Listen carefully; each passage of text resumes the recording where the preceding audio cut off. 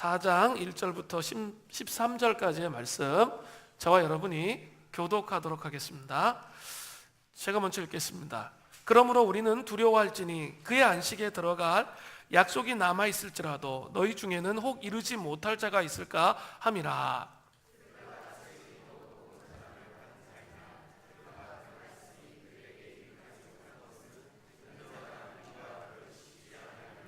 이미 믿는 우리들은 저 안식에 들어가는 도다. 그가 말씀하신 바와 같으니 내가 노하여 맹세한 바와 같이 그들이 내 안식에 들어오지 못하리라 하셨다 하였으나 세상을 창조할 때부터 그 일이 이루어졌느니라.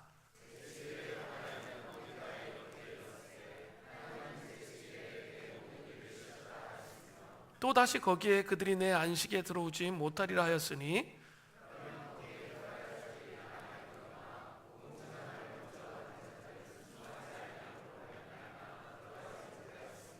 오랜 후에 다윗의 글에 다시 어느 날을 정하여 오늘이라고 미리 이같이 일렀을 때 오늘 너희가 그의 음성을 듣거든 너희 마음을 완고하게 하지 말라 하였나니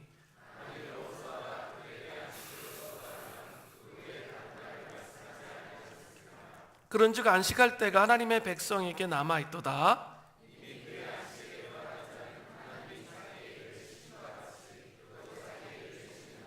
그러므로 우리가 저 안식에 들어가기를 힘쓸지니 이는 누구든지 저 순종하지 아니하는 본에 빠지지 않게 하려 함이라.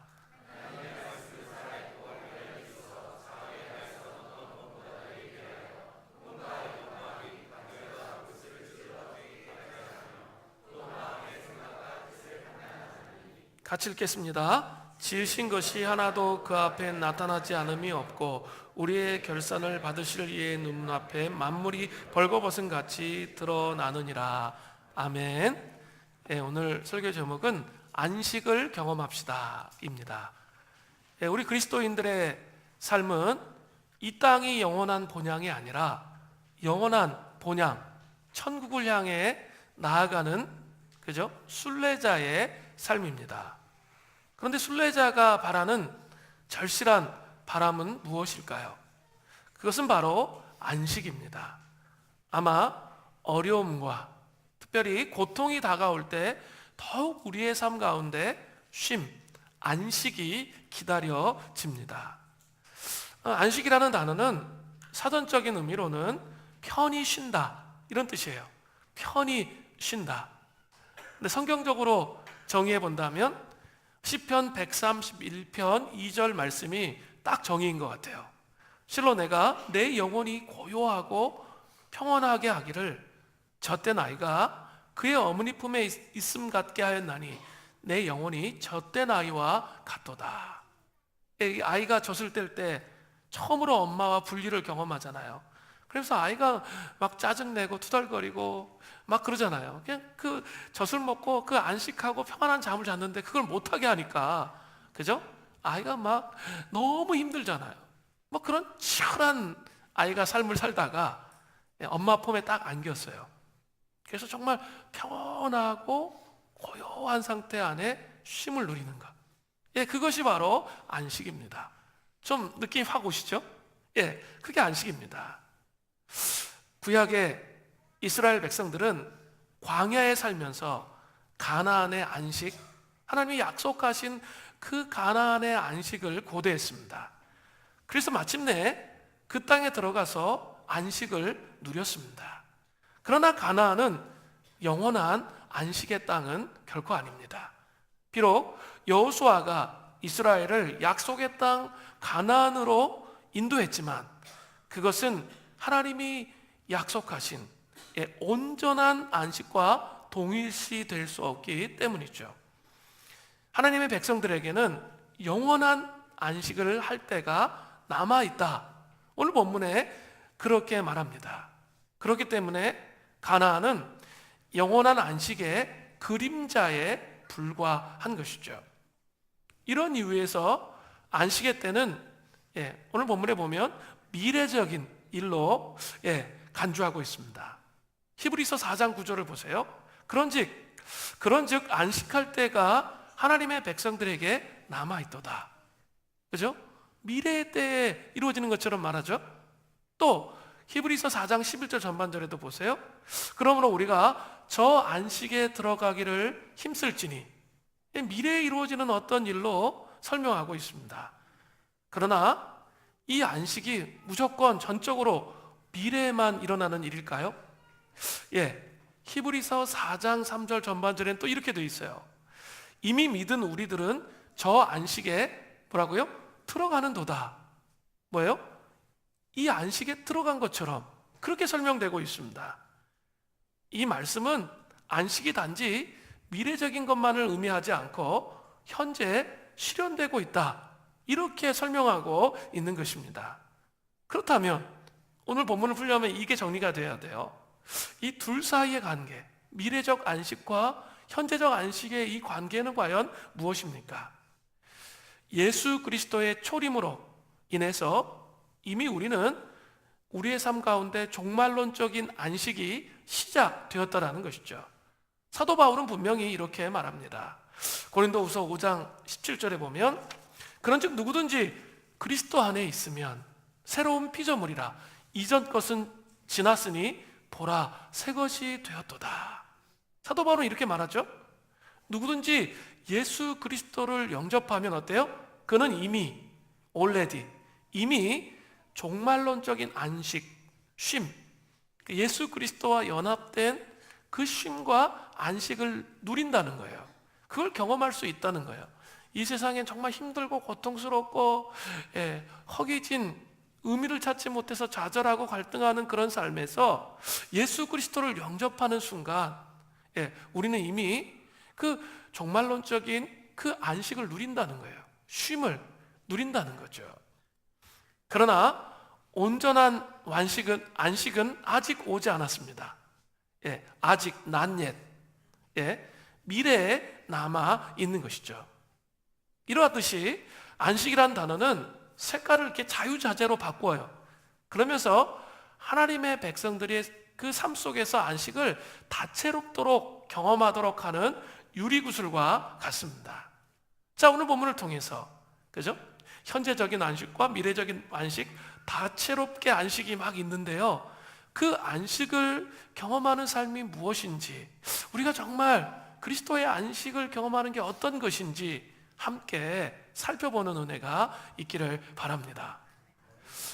첫 번째로 안식을 경험하려면 첫 번째로 말씀을 믿음으로 결부시켜 순종해야 돼요. 자, 보세요. 히브리서 4장 1절부터 2절을 보세요. 그러므로 우리는 두려워할지니, 우리 성도들에게 두려워하라고 말하고 있어요. 신약시대 성도들에게 뭘요? 그의 하나님의 안식에 들어갈 약속이 남아있을지라도 너희 중에서 혹 이루지 못할 자가 있을까 함이라. 안식이 남아있는데, 미래적으로 안식이 남아있는데 들어가지 못할 자가 있을까 봐 두려워하라는 거죠. 왜요? 2절에 보면 그들이 누구예요? 출애굽 1세대, 그죠? 출애굽 1세대 같이 우리도 복음 전함을 받은 자이나, 복음 전함을 받았다는 게 뭐예요? 기쁜 소식을 들은 거죠. 너희들 내가 가나안 땅으로 인도하겠다. 우린 예수 그리스도로 말미암은 복음을 들었잖아요. 다 기쁜 소식이죠. 그것을 들었지만 들은 바 그 말씀이 그들에게 유익하지 못한 것은 그 이유가 있다는 거예요. 듣는 자가 뭐 했다고요? 믿음과 결부시키지 아니했기 때문이라는 거죠. 출애굽 1세대 이스라엘 백성들은 가나안 땅에 들어가지 못했다는 거예요. 안식을, 진정한 쉼, 그것을 경험하지 못했다는 거죠. 그 이유는 그 기쁜 소식을 받았지만 그 말씀이 그들에게 유익을 주지 못했던 것은 듣는 자가 그 믿음을 사용해서 믿음과 결부시켜서 그것을 순종하지 않았기 때문이라는 거예요. 잘 보세요. 구약에 민수기 14장 28절에 보면 주님께서 이렇게 말씀하세요. 그들에게 이르시되 여호와의 말씀이 내 삶을 두고 맹세하노라. 너희 말이 내 귀에 들린 대로 내가 너희에게 행하리니. 이스라엘 백성들이 하나님 앞에서, 그죠? 가나안 땅으로 인도해 내시겠다는 하나님의 약속 앞에서 어떻게 했어요? 처음부터 끝까지 불평불만이었잖아요. 계속 불평불만했어요. 그러니까 주님이 말씀하세요. 내 귀에 너희들의 불평불만이 들리는데 그 불평불만이 들리는 대로 너희들은 가나안 땅에 들어가지 못할 것이다. 안식에 들어가지 못하고 그냥 광야에서 삶을 마감할 것이다. 그게 1세대의 신앙이었잖아요. 출애굽 1세대. 그죠? 애굽에서 나온 사람들이 다 그렇게 해서 다 가나안 땅에 들어가지 못하고, 그래서 여호수아와 갈렙만 들어가고 나머지는 광야에서 안식을 경험하지 못하고 다 죽었다라는 거죠. 이러한 모습은 우리 신약 시대에 성도들에게도 있을 수 있기 때문에 히브리서 기자는 두려워하라는 거예요. 말씀을 믿음으로 결부시켜서 순종하는 삶을 계속 살 때 그때서야 비로소 안식을 경험할 수 있다는 거예요. 오늘날 교회에 출석하는 많은 사람들이 겪고 있는 문제예요. 그들은 많은 메시지를 듣습니다. 주일마다 매번 설교를 듣잖아요.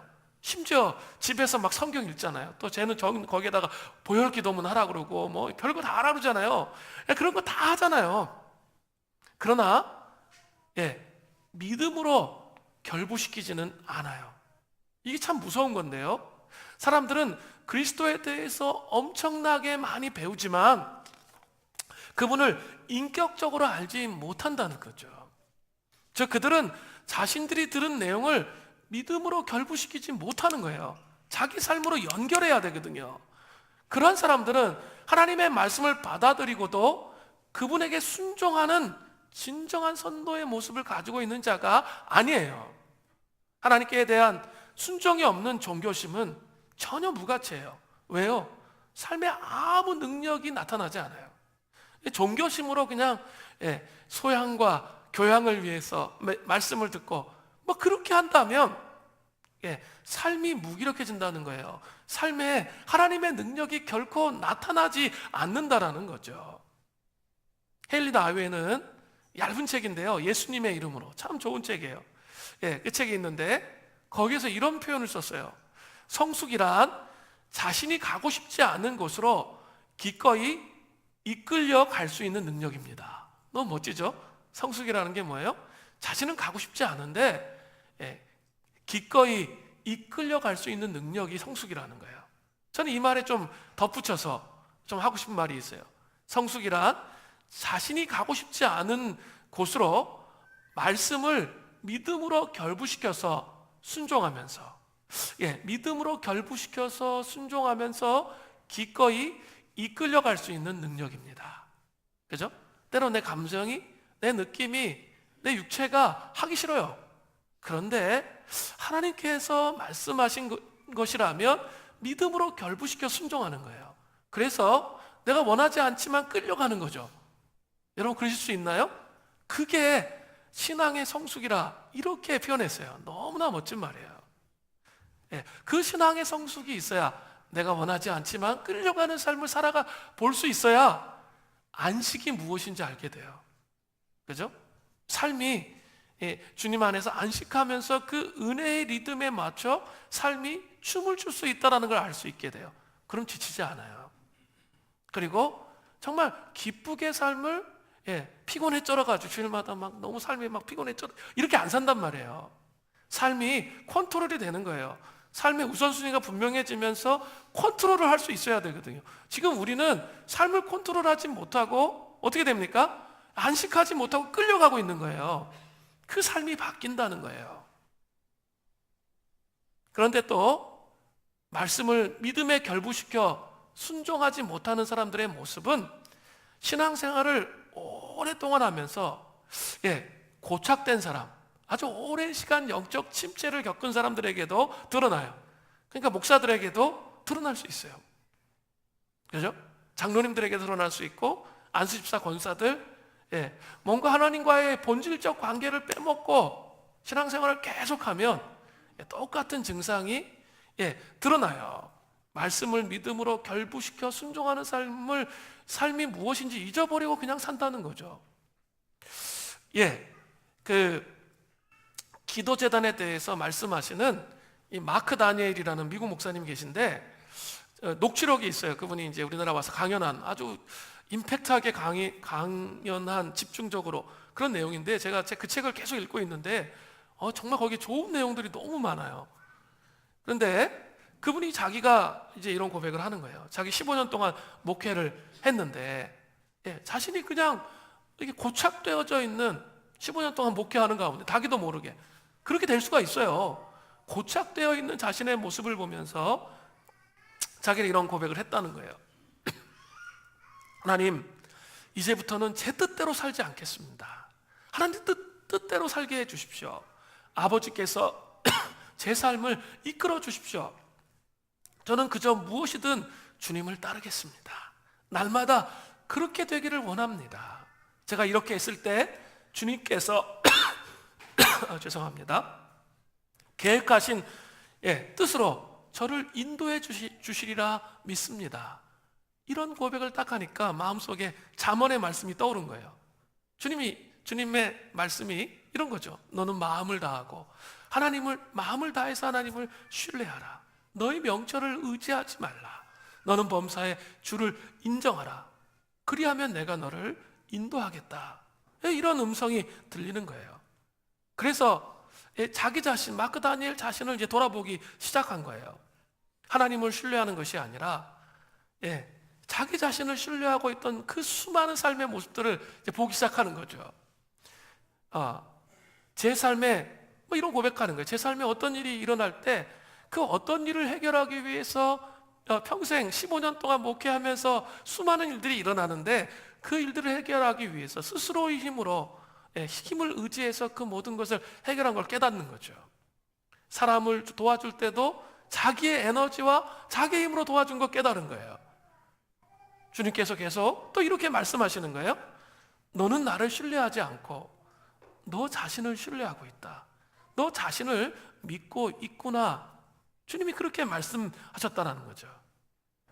날마다 주님께서 계속 그의 삶 가운데 이런 고백을 하면서 했을 때 계속 보여주셨던 것은 하나님을 의지하는 것이 아니라 자기 자신을 의지하는 그런 모습이었던 거죠. 말씀을 믿음으로 결부시켜서 살아야 할 사람이 제일 먼저는 목회자란 말이에요. 근데 영적 침체를 겪기 시작하니까 그렇게 순종하지 못한 모습, 습관적으로 스킬을 의지해 살아갔던 삶의 모습들, 또 자기가 자기 힘으로 하니까 어떤 삶에 하나님의 초자연적인 능력과 역사하심에 공간이 없는 거예요. 결과물이 미미한 그런 자기의 모습, 그리고 오랜 찌든 때처럼 삶의 패턴으로 이런 삶의 모습이 자기를 의지하고 자기를 신뢰하고 자기를 붙잡고 자기의 재원으로 살아가는 거죠. 자기 몸에, 온몸에 자기 힘이 딱 들어가서 살아가는 그런 모습으로 살아가니까 안식이 있을까요? 없어요. 너무 피곤해요. 자기가 모든 것을 다 감당해야 되니까 너무나 피곤하고 지치는 거죠. 그리고 그때부터는 무기력한 그리스도인의 모습이 된다는 거예요. 마크 다니엘은 이러한 모습을 보고 철저히 회개함을 통해서 믿음으로 결부시켜 순종하는 삶을 살게 되었다. 그런 고백을 해요. 매 순간 말씀을 통해서 하나님께서 이끄시는 대로 나를 빠르게 순복하고 순종하면서 살아가는 그런 자의 모습으로 살아가는 것, 그것에 대해서 간증하는 이야기를 들었습니다. 한번 우리를 좀 잘 생각해 보시기를 바랍니다. 우리는 이게 좀 불연속성이 있는 것 같아요. 하나는 뭐냐면 수련의 영성, 물론 이제 이것조차도 없어서 큰 문제인데 수련의 영성, 또 금요심야기도 영성, 이런 거. 이게 뭔지 아세요? 이렇게 막 힘들어 하다가도 막 부르짖어 기도하는 거죠. 그럼 하나님의 임재가 와요. 그리고 또 수련회 가서 일단은 하는 게 없잖아요. 그냥 하루 종일 말씀 듣고 기도하고. 그러니까 어떻습니까? 순간적으로 하나님을 경험하게 돼요. 그럼 하나님 위대하신 분이시라는 것을 알게 돼요. 말씀은 그만큼 능력이 있기 때문에 그 하나님을 경험하게 되는 거죠. 그런데 문제는 뭡니까? 하나님을 경험했다면 뭐 해야 돼요? 이 불연속성이 아니라 삶의 현실로 뭘 해야 되는 거죠? 삶을 살아내야죠. 삶의 현실 속에서도 예수님이 경험돼야 돼요. 그죠? 그냥 기도할 때만 회개하고 돌이키고 거기서 끝나. 그리고 삶은 막 내 마음대로 살아. 막 그냥 아내하고 막 그냥 막 개판 5분 전 자녀 막 분노하고 막 자기가 되는 대로 사는 거죠. 그게 뭘까요? 자기 재원으로 사는 거잖아요. 마크 다니엘이 고백했던 것과 차이점이 뭐가 있어요? 아무 변화가 없는 삶이에요.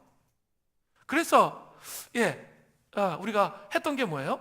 이제는 수련의 영성이 아니라 뭐로 가야 된다고요? 삶의 영성으로 가야 돼요. 근데 또 반대로 삶의 영성만 얘기하는 사람은 절대로 하나님의 임재를 경험하지 못합니다. 반대의 또 증상이 나타나요. 근데 우리는 지금 이제 하나님의 임재를 경험했는데 삶의 영성으로 가야 되는데 가기 위해서 했던 게 뭐예요? 기도재단을 했던 거죠. 기도재단을 하시면 이제 일단은 죽이 되든 밥이 되든 10장을 읽어야 되잖아요. 10장을 읽으면 어때요? 부르짖는 기도 막 할 때처럼 똑같은 효과가 나타납니까?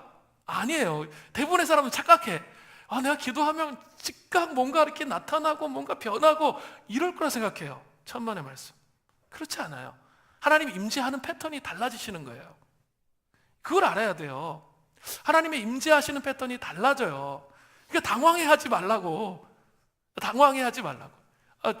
제가 그런 간증을 들었는데 어떤 형제가 이렇게 얘기했어요. 이렇게 잘 모르겠는데 그냥 뭐 이렇게 말씀 읽는데 잘 모르겠는데 그래서 내가 하나님 체험하고 있는 건지 아닌지 잘 모르겠는데 직장 가서 그냥 이렇게 생활을 하려고 그러면 이제 맨날 그 직장은 똑같잖아요. 일들이 계속 많은 것 그리고 맨날 깨지는 거 뭐 이런 거 많잖아요. 그런데 기도재단을 하고 나서 내가 제대로 가는지는 잘 모르겠다는 거예요. 그런데 참 희한한 거는 자신감이 생겼대. 당당하고 담대하고 뭐 이렇게 해도 하나님 내가 신뢰하는 마음이 생겼대요. 그럼 그게 뭘까요? 하나님 체험일까요? 아닐까요? 하나님을 체험하고 있는 거예요. 기도재단의 특징은 뭐냐면 자기도 의식하지 못하는 상태 속에서 뭐가 생기냐면 자꾸 무의식에 자극을 주기 때문에 말씀을 통해서 말씀을 계속 읽으니까 영적 에너지가 생기는 거예요. 그래서 담대해지는 거죠. 패턴이 달라지는 거예요. 그러면 어떻게 될까요? 하나님의 임재의 공간이 삶 속에 나타납니까? 나타나지 않습니까?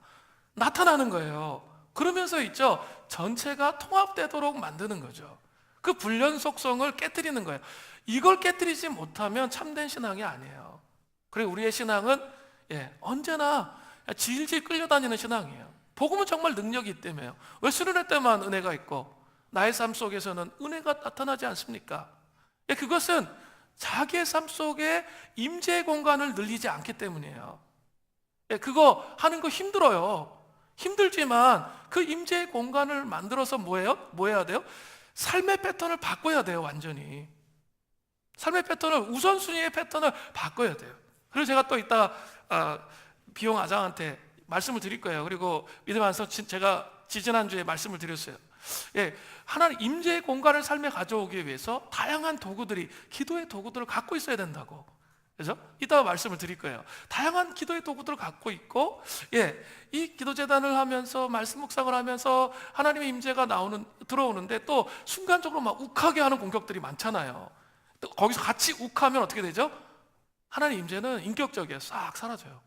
정말 희한해요. 근데 그걸 이길 수 있는 방법이 뭐냐는 거예요. 뭐 그런 것들을 제가 좀 가르쳐 드리려고 해요. 그래서 뭘 해야 돼요? 삶을 바꿔야죠. 삶을 예배해야죠. 삶을 예배하는 게 정말 엄청 어려워요. 그냥 교회 와서 은혜 받는 게 제일 좋고요. 그 다음에 이렇게 삶을 그냥 지금처럼 사시는 게 훨씬 편해요. 그런데 하나님은 원하시지 않는다는 거죠. 그러니까 삶으로 제사 드리는 예배하는 그런 삶을 살기를 원하시잖아요. 그러면 어떻게 해야 돼요? 애쓰고 힘쓰고 씨름하고 이 작업이 필요한 거예요. 그래서 말씀을 믿음에 결부시켜 삶에 순종하는 이 작업을 해나가야 된다는 거죠. 제가 어저께 TS 스쿨 하면서 우리 회복의 동산교회 우리 김문수 집사님 우리 간증 들었는데 참 감동이 되더라고요. 저 2번 들었거든요.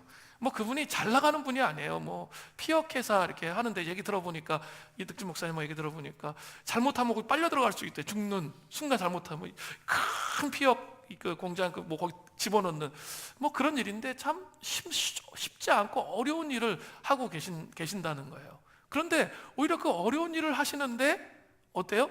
정말 시간이 없으신데 하나님 앞에 순복하며 순종하는 삶을 살 때 정말 감동이 되더라고요. 그죠? 예배 드리러 오는데 주일날 5시인가 6시에 끝난다잖아요. 그죠?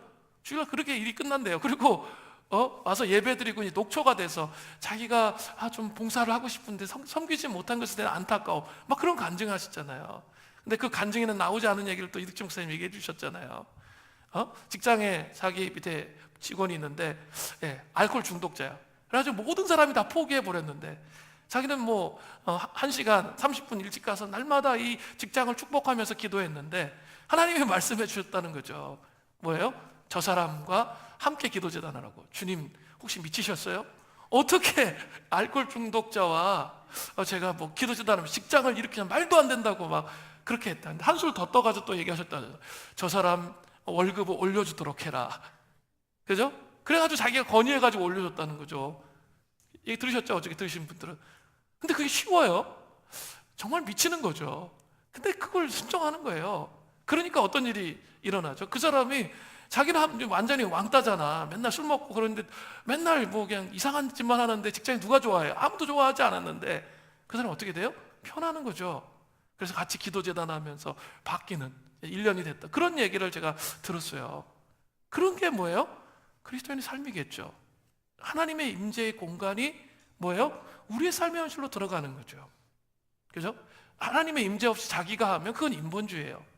하나님과 함께함을 통해서 이 일을 이루어가는 거죠. 그래야 삶이 변하는 거잖아요. 우리는 이 불륜 속성을 깨뜨려야 돼요. 그리고 하나님이 역사하시도록 그렇게 해야 되는데 말씀을 믿음으로 결부시켜 순종하시는 은혜가 있기를 바랍니다. 그래야 그 안식이 와요. 나의 재혼을 했던 그 피곤함들이 다 사라져요. 그래서 정말 즐겁게 행복하게 신앙생활 할 수 있어요. 두 번째로 안식을 경험하려면 두 번째로 안식을 누려야 돼요. 그죠? 안식이 뭔지를 모르는데 이렇게 안식을 경험하고 싶을까요? 모르죠. 안식을 누려야 됩니다. 히브리서 4장 3절을 보세요. 이미 믿는 우리들은 저 안식에 들어가는도다. 그가 말씀하신 바와 같이 내가 노하여 맹세한 바와 같이 그들이 내 안식에 들어오지 못하리라 하였으나 세상을 창조할 때부터 그 일이 이루어졌느니라. 이 말씀을 잘 분해하지 않으면 잘 해석하기 무슨 말인지 이해가 안 돼요. 자, 이런 말씀이에요. 출애굽 1세대들은 말씀에 결부시켜서 믿음으로 순종하는 삶을 살지 않았기 때문에 그죠? 안식에 들어갈 수 없었죠. 우리 지난주에 봤죠. 시편 95편 말씀을 인용해서 쫙 설명하잖아요. 여전히 또 시편 95편 11절 말씀을 인용한 거예요. 그 안식에 들어가지 못했다는 걸 설명하는 거예요. 그게 3절 중반절이에요.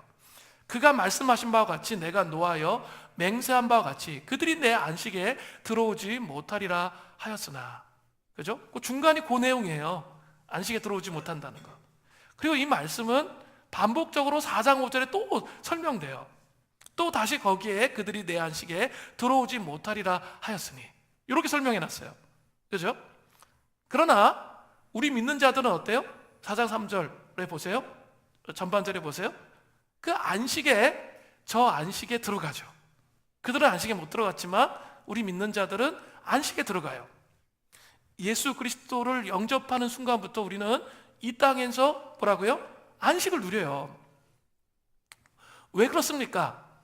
바로 4장 3절 끝에 보세요. 세상을 창조할 때부터 안식이 이루어졌기 때문에 그런 거예요.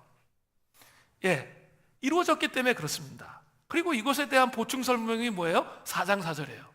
이렇게 연결이 되어 있어요. 제7일에 관하여 어디인가 이렇게 일렀을 때 하나님은 제7일 7일에 그의 모든 일을 쉬었다 하셨으므로. 이게 어디 나오는 거죠? 창세기 2장 2절부터 3절에 나오는 거죠. 그것을 인용해서 히브리서 기자가 설명해요. 하나님께서 6일간 천지를 창조하시고 7일째 쉬심으로 안식하셨죠. 따라서 과거 출애굽 1세대들은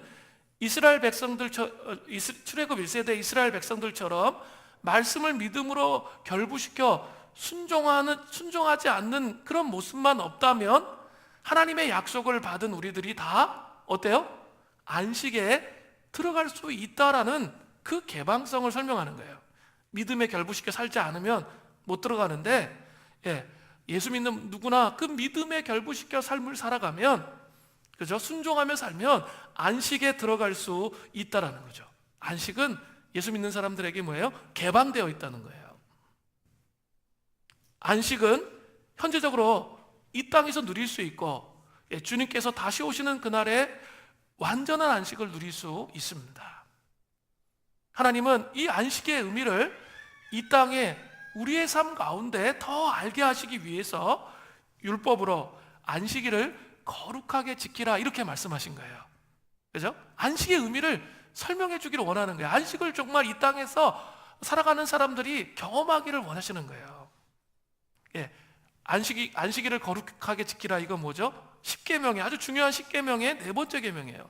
근데 이거 너 안식일 안 지켜? 너 죽여? 뭐 이런 게 아니에요. 예, 그런 식으로 이해하시면 안 된다는 거예요. 안식의 개념을. 아시겠죠? 예, 우리가 진정한 안식을 이 땅에서 한번 경험해 보도록, 그것이 얼마나 좋은 것인지 경험해 보도록 하시기 위해서라는 것이죠. 예, 안식일은, 유대인의 안식일은 언제죠? 금요일 해질 때부터, 토요일 해질 때까지가 안식이에요. 근데 왜 그리스도인들은 구약의 안식을 지키지 않고 주일을 지키죠? 주일날 예수님께서 십자가에 못 박혀 돌아가셨다가, 금요일날 안식일에 십자가 못 박혀 돌아가셨다가 안식일 전에 언제 부활하시는 거죠? 주일날 부활하셨기 때문에 우리가 주일을 지키는 거예요. 자, 이해되셨죠? 그러니까 이 안식일의 개념이 어디로 오는 거죠? 주일로 오는 거죠. 근데 아주 중요한 게 있어요. 제가 아까 안식일이 금요일 저녁 때부터 시작된다 그랬죠. 안식일이 딱 시작되면 샤bat 샬롬 해서 이렇게 유대인들은 가족끼리 식사를 해요. 먼저 가족끼리 식사를 해요. 그리고 그 다음날 안식일을 지키는 거예요. 근데 안식일을 지키면서 가족과 식사할 때 가장이 꼭 하는 기도문이 있어요. 그게 키두시 기도문이라고 하는데, 이 밥 먹으면서 저녁 예배를 드리면서 내일 안식일이니까 오늘 안식일을 잘 준비하는 마음으로 지키자, 이렇게 하는 게 키두시예요. 키두시. 자, 이 기도문에는 이렇게 돼 있어요. 참 놀라운데, 자, 기쁨과 평안함으로 안식일을 맞이하자. 율법으로 맞이하는 거 아니죠? 기쁨과 평안함으로 안식일을 맞이하자. 신부처럼 맑고 기쁜 얼굴로 안식일이 오는도다. 우리의 마음에 축복을 주는도다. 안식일은 우리에게 축복을 준다는 거예요. 그 심은 일상의 생각과 근심이 그치는도다. 일상의 생각과 근심이 다 그친다는 거예요. 안식일의 밝은 촛불은 하나님의 사랑의 영이 우리 가정에 거하심을 말하는도다. 메노라라는 촛대가 있어요. 거기다 초를 딱 켜놓거든요. 그 밝은 그 빛은 하나님의 사랑의 영이 우리 가정 가운데 임하는 거예요. 그렇게 하고, 그 빛 가운데 우리의 모든 축복이 풍성해지며 우리의 모든 슬픔과 고통이 사라지는도다. 이렇게 고백하는 거예요. 그러면서 이제 저녁을 맞이하는 거예요. 안식일을 준비하는 거예요. 한번 잘 생각해 보세요. 우리 이제 주일을 지키는데 토요일 날 정말 그 안식일을 준비하기 위해서 이런 고백을 여러분 하십니까? 그동안 못한 것들 다 해야지. 문화생활부터 해가지고 온갖 거 다 하잖아요. 청년들 같은 경우는 청년들 너무 안타까운 게, 제가 옛날부터 청년 사역하면서 안타까운 게 2시에 예배를 드려도 늦어. 1시간 기본. 그리고 예배 다 끝나고 속으로 팔아와. 그런 것도 되게 많이 와요. 그리고 왜 그러냐고 가만히 이렇게 물어보면은 토요일날 뭐 했냐면 토요일날 새벽 5시, 6시까지 게임한 거예요. 그러니 2시에 예배를 드리는데 맞춰 나올 수 있겠어요? 그때 진정한 의미의 안식이 경험될까요? 경험 안 돼요. 이미 리듬이 다 무너진 거예요. 거기에 무슨 안식이 있겠어요? 안식의 의미가 없는 거예요. 그냥 교회 온 거지 그건 안식이 아니에요. 안식일을 지킨 게 아니에요. 우리도 잘못하다 보면 토요일날 이 밤에 그냥 자는 게 너무 아까워. 그래가지고 영화 몇 편을 때린 거예요. 그러면 어떻게 되는 거죠? 그 다음날 아침에 예배를 드리려고 할 때 예배가 될까요? 안 될까요? 안 되죠. 일주일 직장 생활이 너무 힘들었어. 그러면 좀 토요일날 오전에 주무세요. 좀 근데 막 저녁 5시까지 주무시면 안 되고, 그러니까 그 자녀들을 좀 돌봐야죠, 오후에는. 그리고 나서 좀 이렇게 안식일을 준비하는, 그게 정말 중요해요. 안식일이 그냥 쉬는 거, 천만의 말씀이에요. 오늘 제가 얘기하려고 하는데 그건 정말 천만의 말씀이에요. 아주 작은 부분 중에 하나예요. 그것으로 자꾸 안식일을 생각하는 거예요. 그럼 안식일 날 그냥 여행이나 가지. 그게 안식일 지키는 걸까요? 아니에요. 자, 그 마르바더니라는 사람이 여성 신학자인데, 리젠트 칼리지 카나다에 있는 신학자예요. 걸어다니는 종합병동이에요. 잘 제대로 걸을 수도 없어. 그래가지고 남편이 이 사람을 이렇게 부축해야 강의할 수 있는 그런 분이에요. 제가 이렇게 세미나도 가고 있는데 너무 이분의 글이 너무 아름다워가지고 제가 이렇게 세미나도 가보고 그랬어요. 그랬는데 이 마르바더니 안식일에 대한 놀라운 개념을 소개해요. 성경적이고 신학적인 4가지 개념을 설명해요. 그침, 쉼, 받아들임, 향연, 잔치. 이 4가지가 있어야 안식이라는 거죠. 안식의 개념에 이 4가지가 들어간다는 거예요. 한 가지만 있지 않아요. 첫 번째는 뭐가 있어야 된다고요? 그침. 안식일의 그침은 단순히 일 자체를 그치는 것으로 끝나는 게 아니라 성취와 생산의 필요에 대한 그침이에요. 성취와 뭐라고요? 생산의 필요에 대한 그침이라는 겁니다. 현대 사회가 요구하는 성공의 기준으로 인해서 우리 막 염려하고 근심하잖아요. 내일 막 가면 서류 엄청 있는데 깨지고 혼날 거 막 이런 거 막 머릿속에 막 복잡하게 염려하고 근심하고 있다면 그 사람은 그침을 못한 거예요. 그렇기 때문에 안식일을 지키지 못한 거예요. 좀 이해되셨죠? 안식일을 지키지 못한 거예요. 마치 우리가 하나님인 양 자신의 삶을 통제하려고 하는 노력에 대한 그침, 너무 많잖아요. 직장 생활하면 내가 잘해가지고 성공해야 되겠다는 그 욕심들이 너무 많잖아요. 그걸 그치는 거예요. 왜냐하면 하나님이 주인이시기 때문에 그걸 생각하는 거예요. 그게 그침이에요. 그죠? 마지막으로 하나님을 삶의 중심에 두지 않고 살아갈 때 생겨나는 단조로움과 무의미함에 대한 그침이에요. 한번 잘 생각해 보세요. 만물이 피곤하기 이로 말할 수 없도록 계속 살아가면 있죠? 삶이 무의미해져요. 허망해져요. 이게 내가 왜 이렇게 살지? 이런 무의미함과 단조로움들이 막 들어와요. 그렇기 때문에 다시 하나님을 딱 찾으면 그런 것들이 정리가 돼요. 질서가 잡혀요. 피곤한 게 문제가 아니라니까요. 삶의 질서가 안 잡히니까 끌려다니는 거예요. 삶의 개념 자체가 없어지는 거예요. 그래서 질서를 잡아야 돼요. 그래서 안식일에 뭐 하는 거예요? 그걸 그치는 거예요. 이 모든 면에서 우리는 자신의 필요를 채우고 세상에서 자신의 길을 가려고 하는 모든 노력을 7일마다 이 중단하는 그 리듬에 젖을 때 삶에서 일어날 수 있는 그 놀라운 치유를 경험하게 된다는 거예요. 그래서 그침이 첫 번째예요. 그침이라는 게 일만 그치는 거 아니라고 그랬어요. 모든 걸 그치는 거예요. 여러분 점검해 보세요. 제대로 된 안식을 경험하고 계세요? 예배 속에서? 첫 번째가 있어야 돼요. 다 그치세요. 문화에 대한, 그죠? 문화적인 삶에 대한 그침, 소유욕에 대한 삶에 대한 그침, 이게 있어야 돼요. 두 번째는 뭐가 있어야죠? 비로소의 쉼이 있는 거예요. 쉼이라는 게 그냥 육체적 쉼을 의미하는 게 아니에요. 처음으로 먼저 해야 될 게 영적인 쉼이에요. 영혼의 안식이란 말이에요. 여러분, 주님의 말씀을 들을 때 저는 그럴 때가 참 많이 있어요. 하나님의 임재 앞에 나아갈 때 만물이 피곤하면 이루 말할 수 없었는데 그 하나님의 임재 앞에 나아갈 때 영혼의 그 해갈의 기쁨을 맛보신 적 있으세요? 그게 안식이에요. 영혼의 해갈의 기쁨이 나와요. 육체는 피곤하고 삶에 막 쩔어가지고 힘든데 그 해갈의 기쁨이 찾아오거든요. 그게 안식이에요. 그게 쉼이에요. 이 개념이 제일 먼저예요. 그리고 이제 그 다음에 뭘 해야죠? 육체적인 쉼이 오는 거죠. 그리고 그 다음에 뭐예요? 정서적인 쉼을 하는 거예요. 그 다음에 뭐예요?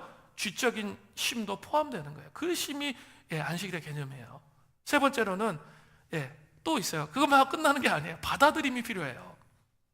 받아들임, 의도성을 받아들이는 거죠. 내가 이 안식일에는 정말 의도적으로 이렇게 하지 않겠다. 율법주의가 아니라 내 의도적으로 하나님을 기억하기 위해서 이렇게 하겠다가 중요한 거예요.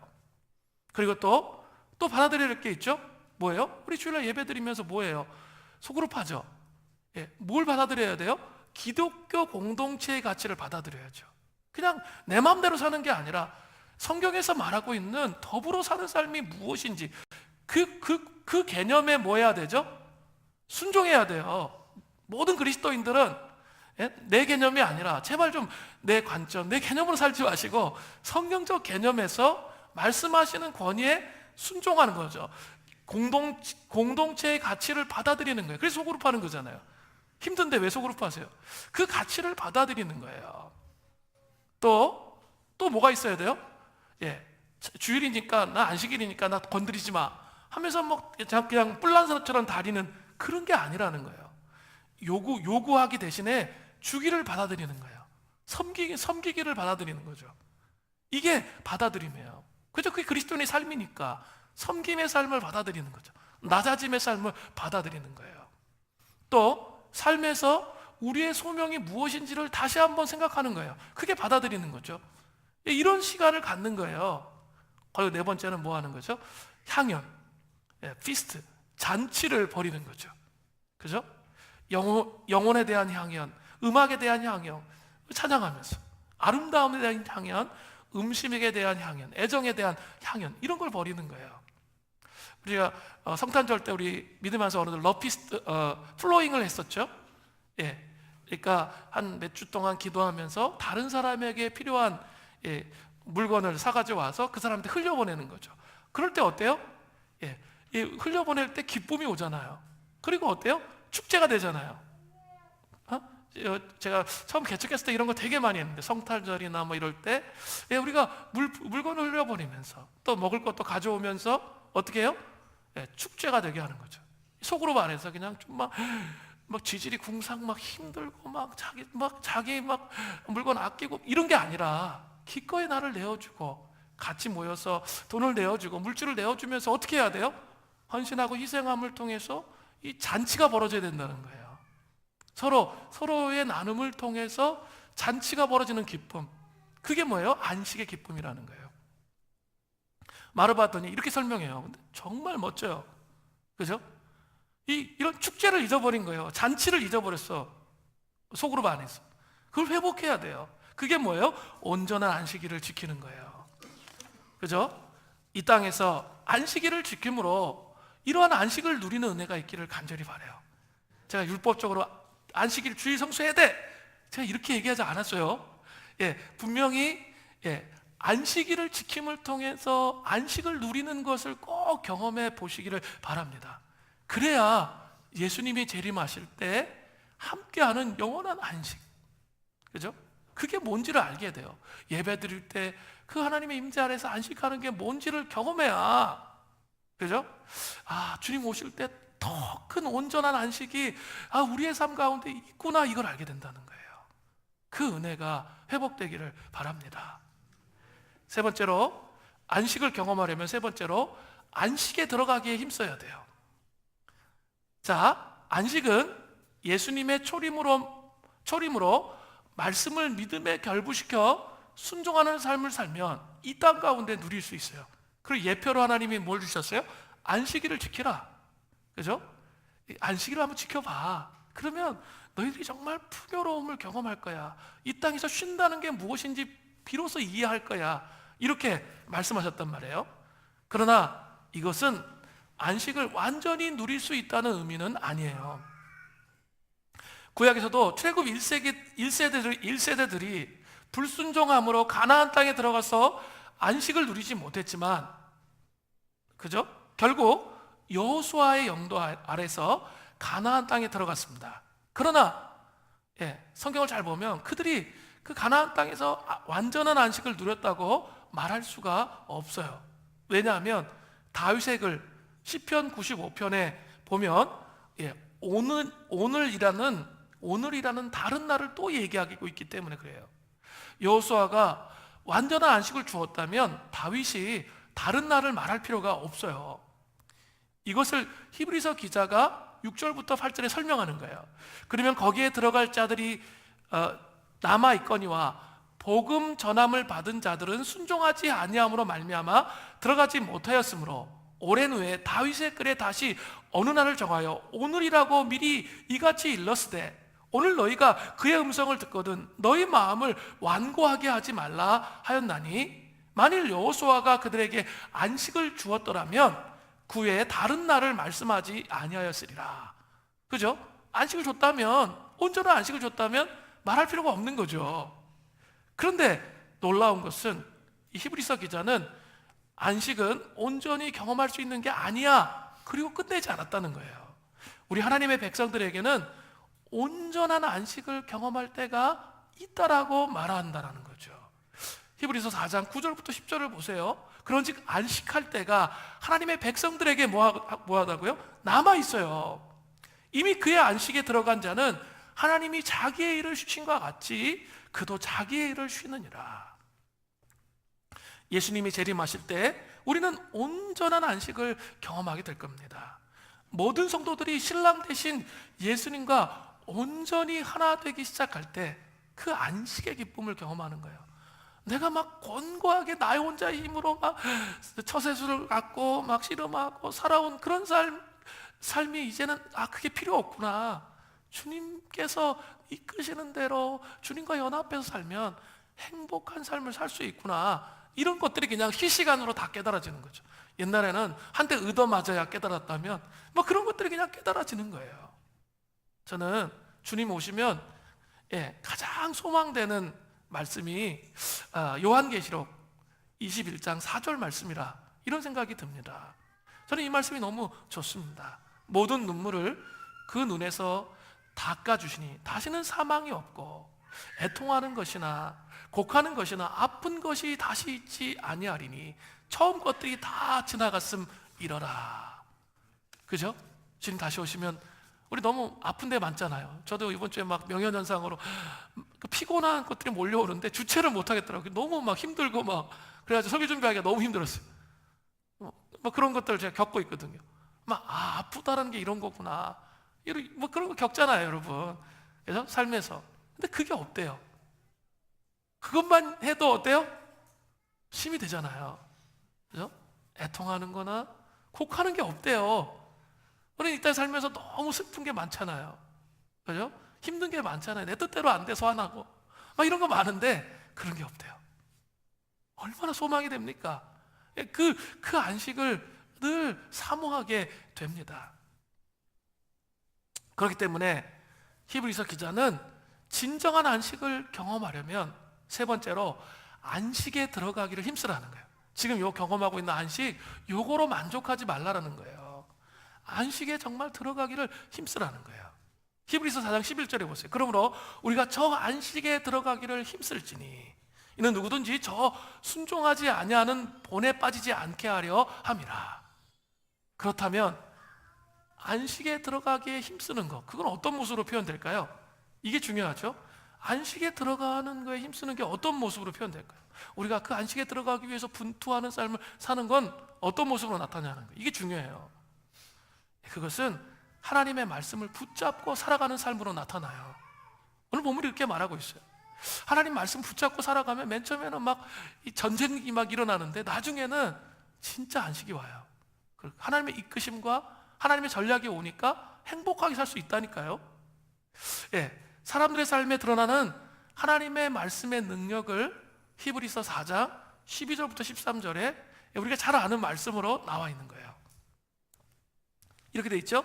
하나님의 말씀은 살아있고 활력이 있어 좌우의 날선 어떤 검보다 예리하며 혼과 영과 및 관절과 골수를 찔러 쪼개기까지 하며 또 마음의 생각과 뜻을 판단하나니 지으신 것이 하나도 그 앞에 나타나지 않음이 없고 우리의 결산을 받으실 이의 눈앞에서 만물이 벌거벗은 것 같이 드러나느니라.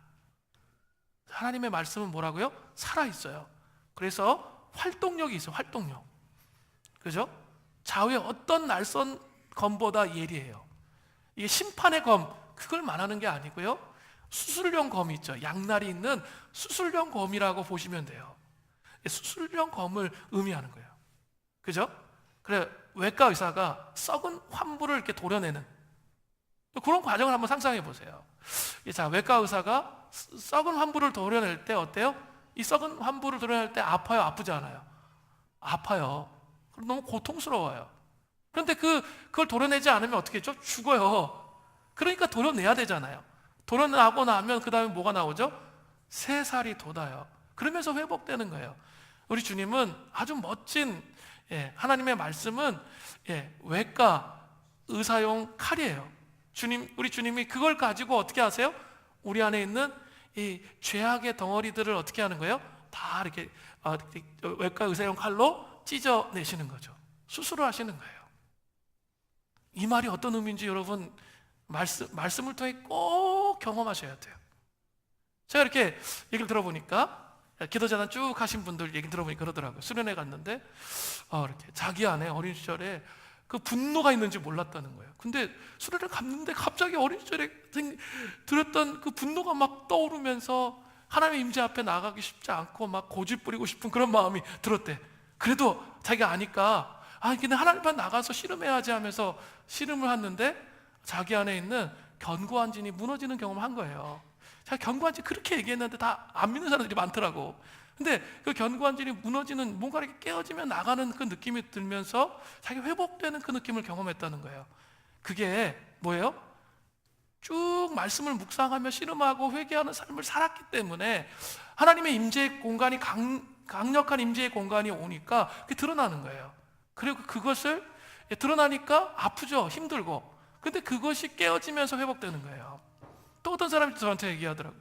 자기는 어린 시절부터 존재의 거절감, 그게 너무 심했는데 말씀을 쭉 묵상하고 계속 하니까 하나님은 어떻게 하신다고요? 그 존재의 거절감을 그냥 없애는 게 아니에요. 수술하는 방법을 잘 모르시면 안 돼요. 드러내세요, 하나님이.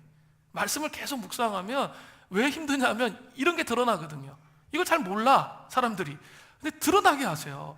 그 다음에 계속 꾸준히 또 말씀을 묵상하고 있으면 그 어둠을 깨뜨리세요.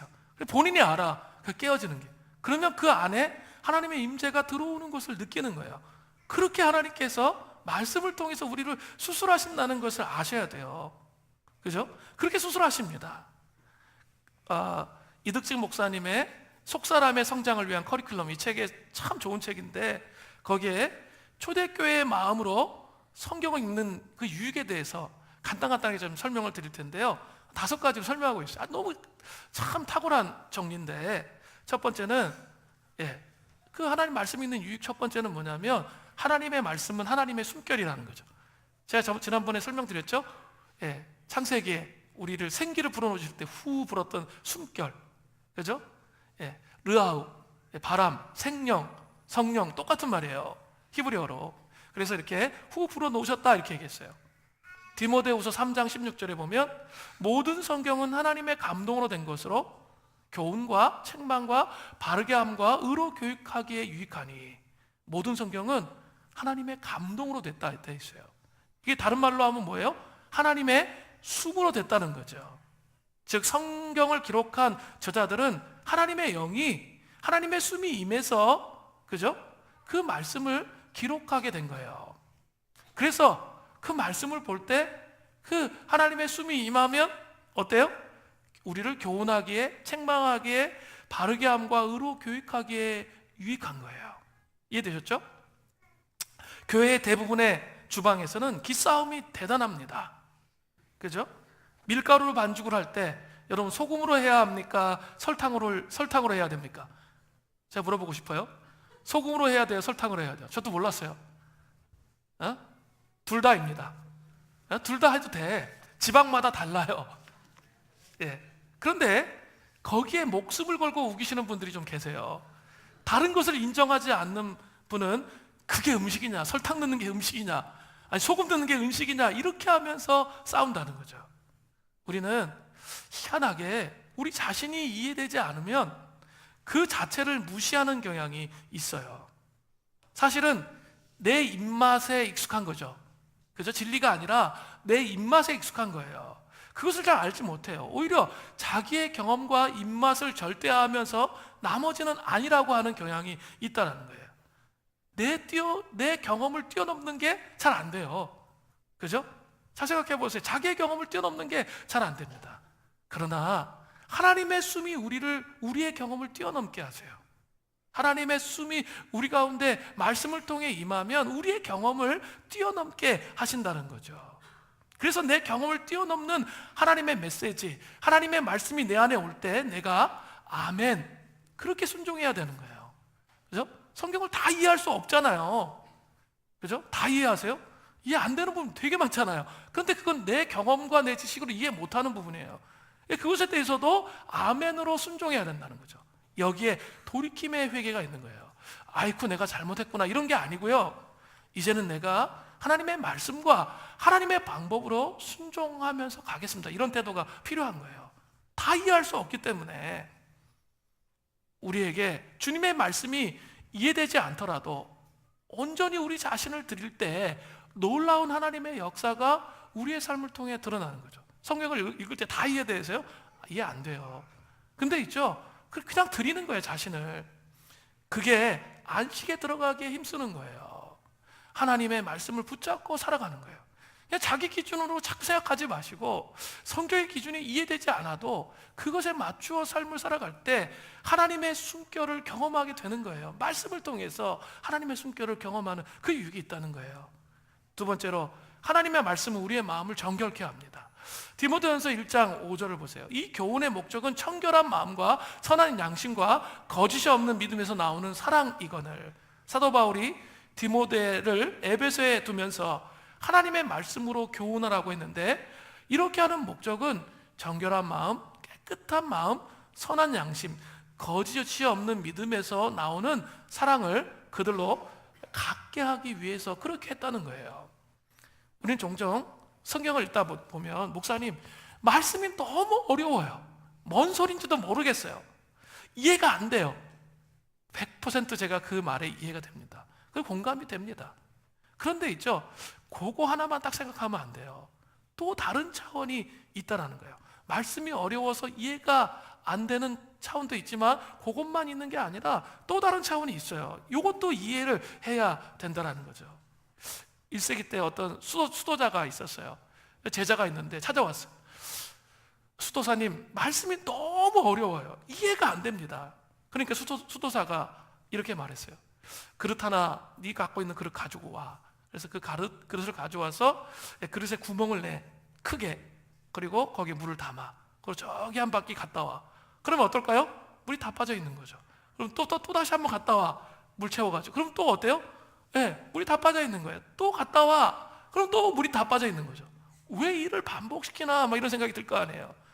사실 말씀이 내 안에 들어오는 것은 깨닫지 못해서가 아니라 내 마음에 구멍이 뚫어져 있기 때문에 그런 거예요. 이해되셨어요?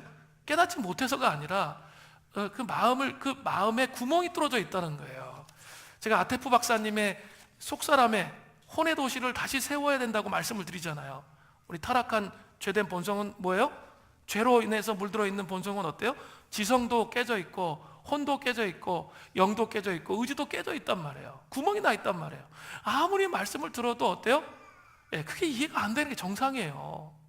그런데 있죠, 밥을 계속 먹어야 되잖아요. 계속 밥을 먹다 보면 어떤 현상이 일어나냐면 그 구멍들이 메워지는 거예요. 그리고 뭐 수련회나 이런 걸 통해 치유가 일어나는 거예요. 그러면서 그게 회복이 되면 어떻게 될까요? 이제 그 말씀이 깨달아지기 시작해요. 그리고 그 말씀이 자기의 삶에 적용되면서 그 말씀을 통해 자기 삶의 전략이 나오는 거예요. 그죠? 하나님의 인도하심 경험하는 거예요. 왕도가 없어요. 그것을 해결하는 방법은 말씀을 하기 싫어도 읽는 수밖에 없는 거예요. 방법이 없어요. 그럼 수련회는 뭡니까? 수련회는 뭐 하는 거죠? 영양주사 맞는 거예요. 영양제. 근데 영양제를 365일 고대하는 거예요. 그러면 어떻게 됩니까? 그 사람 죽어요. 밥 안 먹으면. 그죠? 먼저 뭐부터 해야 돼요? 밥을 먹어야 돼요. 그래서 그 속사람의 혼의 도시가 무너져 있는 부분들이 많은데 죄로 인해서 그게 다 메꿔지고 세워져야 들어와요. 그거는 영적 싸움이에요. 그 말씀을 붙잡고 씨름하는 게 이 샤워하기 위해서 씨름하는 게 영적 싸움이라는 거예요. 그건 누가 대신해 줄 수 있는 게 아니에요. 본인이 하셔야 돼요. 그런데 그렇게 하고 나면 이게 정리가 된다는 거예요. 그러면서 풍성한 은혜가 임하는 거예요. 그리고 그 평안한 가운데 하나님의 이끄심이 경험되는 거예요. 자, 이해되셨죠? 하나님의 말씀은 우리를 이런 식으로 정결케 하는 거예요. 세 번째로 하나님의 말씀은 영의 양분인 만나예요. 한번 테스트해 보세요. 저도 가끔 테스트할 때가 있는데 이렇게 일단은 뭐 꾸준히 말씀 묵상 이런 걸 쭉 하면서 살아보세요. 그러다가 한 일주일 정도 딱 하지 말아보세요. 그럼 어떤 현상이 일어날까요? 본인이 알아요. 영이 막 뻑뻑해. 그럼 막 이렇게 뭔가 피곤하고 힘들고 막 이런 증상이 나타나요. 그때 알게 돼요. 아, 말씀이 영혼의 만나구나. 이걸 알게 돼요. 예? 한 번은 뭐 좀 다시 무너지는 거 싫으시면 못하는데 한번 해보세요. 그러면 알게 돼요. 아, 그렇구나. 이거 다 경험이 있으시죠? 예, 그렇게 돼요. 네 번째는 그 하나님의 말씀은 예언의 영을 받게 합니다. 뭐 이렇게 다른 사람 예언해주고 이런 게 아니라 자꾸 말씀으로 자꾸 채워지기 시작하면 다른 사람을 위해서 말씀으로 기도하고 중보하죠. 그러면 그 사람을 향한 말씀이 깨달아져요. 그래서 이거 잘하는 사람이 누구예요? 김하중 장로님이 하나님의 대사 이런 거 잘하잖아요. 말씀 갖고 다니면서 이렇게 하나씩 나눠주는 거. 예? 그게 뭐예요? 이렇게 말씀이 계속 채워져 있기 시작하면 다른 사람을 생각할 때 그 전달해줘야 할 그 말씀들이 깨달아진다는 거예요. 경험해 보셨나요? 그래서 다른 사람을 섬길 수 있도록 그렇게 해주죠. 한다는 거죠. 다섯 번째는 하나님의 말씀은 성도들을 그리스도처럼 변화시켜요. 그죠? 그리스도처럼 결국 우리가 변화되도록 그렇게 하신다는 거예요. 그죠?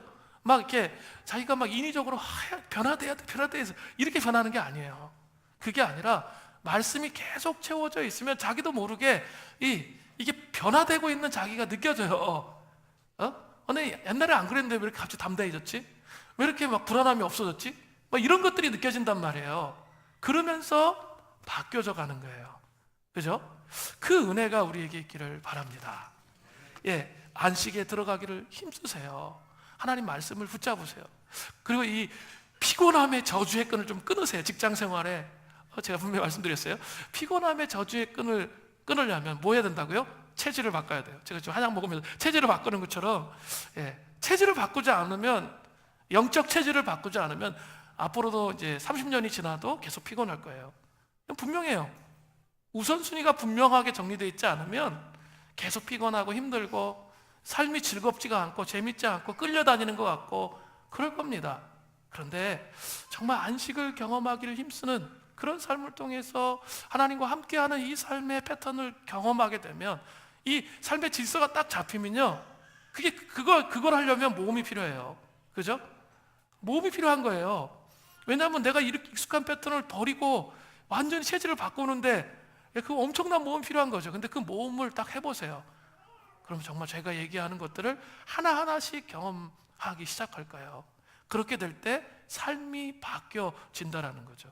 그 변화와 회복이 우리에게 있기를 간절히 바랍니다. 우리 같이 한번 기도할까요? 오늘 안식을 경험하는 우리 성도님들 되시기 바라요.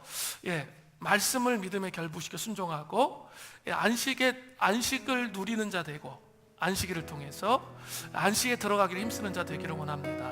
우리 같이 말씀 붙잡고 그런 삶 살기 원합니다. 같이 한번 고백하겠습니다.